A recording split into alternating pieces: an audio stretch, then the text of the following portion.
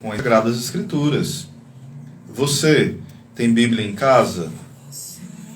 Às vezes a pessoa não tem Bíblia em casa, mas tem todo tipo de coisas que não convém, né? E acha que comprar uma Bíblia é caro, acha que esforçar-se para ler e rezar a Bíblia é muito difícil, não tem tempo. Na verdade, o que falta de nós são prioridades, e prioridades movidas pelo amor a Deus. Quando nós amamos a Deus, nós vamos priorizar aquilo que é essencial. Então é muito essencial que um católico possua a Bíblia, que um católico possua o catecismo. Tudo isso vai ajudá-lo a compreender melhor a vontade de Deus, a missão que Deus tem para você, para cada um de nós. Às vezes a gente acha que é difícil ler a Bíblia, e de fato não é tão fácil. A gente não vai mentir, dizer que é uma coisa fácil, todo mundo entende, é só clamar ao Espírito Santo que a gente entende tudo. Não, às vezes a gente pode entender algum texto errado, e por isso nós temos a Mãe Igreja para nos ensinar como é o correto. O Antigo Testamento, como é que ele foi escrito? Foi do nada assim? Não. Tem uma história do povo de Deus. É tanto quando a gente vai estudar o Antigo Testamento, as Sagradas Escrituras, a gente estuda como foi a formação do povo de Deus, a história do povo de Deus, como Deus foi se revelando. Daí a gente começa a entender o que é a tradição oral. O que é a tradição oral? É aquilo que foi passado de geração em geração, aquilo que Deus manifestou ao seu querido povo. Esse povo, a princípio que Deus se manifesta, é o povo judeu. E esse povo, ele vai passando de geração em geração aquilo que o Senhor os instruiu. E isso vai ficando muito forte, porque as pessoas ouviam de forma atenta e gravavam, né? Não eram como hoje totalmente dispersas, onde a gente não guarda nada na memória. Porque era isso que eles tinham. Então eles se agarravam àquilo que era ensinado. Era a tradição oral, que é tradição, tradition, transmissão. Era transmitido oralmente aquilo que as pessoas tinham ouvido acerca da revelação divina. E muitos tinham ouvido e visto os feitos, os prodígios, os milagres do Senhor, né? E contavam aos seus filhos, netos, e os netos contavam novamente aos seus filhos, netos e bisnetos, e por aí ia passando de geração em geração. Mas houve um período que foi necessário ir organizando a Escritura. O povo de Deus sempre depois foi acometido de muitas perseguições, e houve o risco de se perder toda essa tradição e não ficar sendo mais transmitida. E o que se fez para garantir que essa tradição oral também se mantivesse? A tradição escrita. Foi necessário ir escrevendo o Antigo Testamento.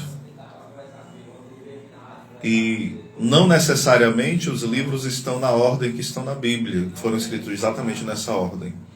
Há várias divergências entre os biblistas, exegetas, né, hermeneutas, acerca das datações de cada livro.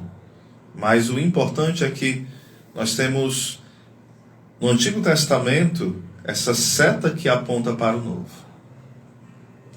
Ou seja, é como se o Antigo Testamento contesse o Novo em germe, em potência, como sendo uma profecia, né, para tudo que vai se cumprir no Novo. E o Novo é esse cumprimento, é essa totalidade daquilo que já estava apontado no Antigo Testamento. Ou seja, ambos se complementam.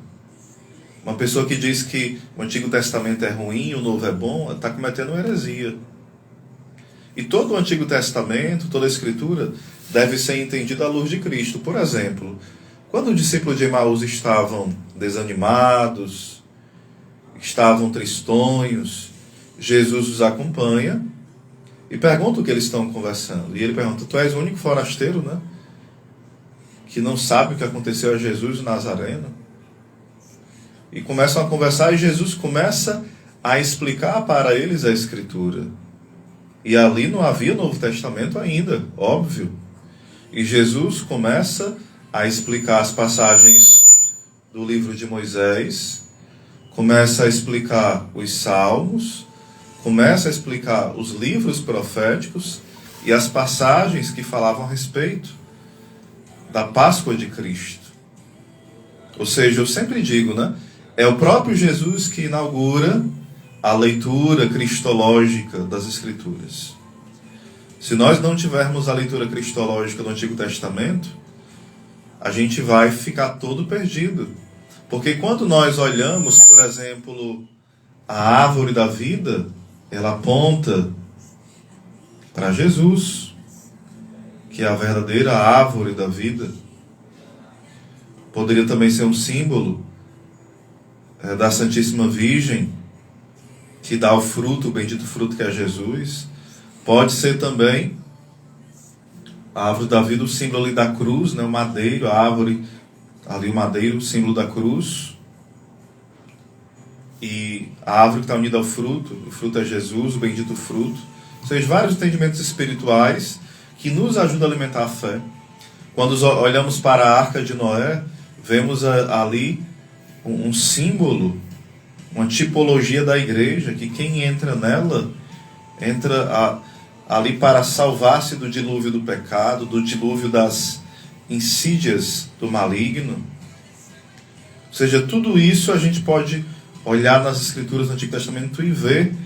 Quando a gente vê o povo de Deus passando pelo Mar Vermelho, nós podemos entender como, quando nós somos batizados e temos uma vida nova e somos libertos da escravidão do inimigo e do pecado, e aquele povo que morre do Egito, né, que está perseguindo o povo de Deus, é símbolo dos nossos pecados.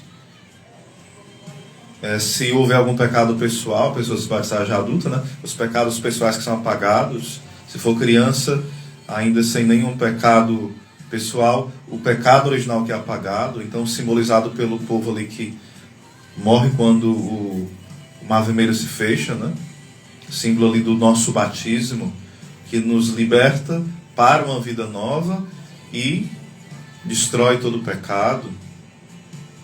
Ou seja, olhando o Antigo Testamento, nós podemos ver as tipologias sobre Nossa Senhora, as prefigurações marianas, né? As prefigurações dos sacramentos, as prefigurações da igreja. Por exemplo, em Isaías capítulo 22, quando fala de Eliaquim, que tem a chave, né?